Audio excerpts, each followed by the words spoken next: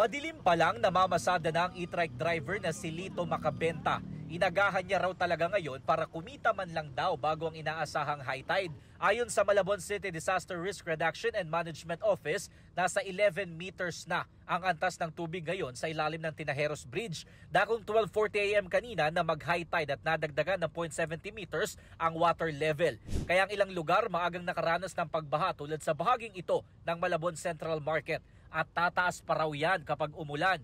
Para maiwasan ang abala sa mga estudyante, 10 paaralan sa Malabon na magpapatupad ng online classes o alternative delivery mode. Ayon sa Malabon City Public Information Office, karaniwang binabaha pag high tide ang ilang bahagi ng Barangay Panghulo, Barangay Concepcion, Barangay Ibaba at Barangay San Agustin. Kahapon, umabot sa 19 inches ang baha roon.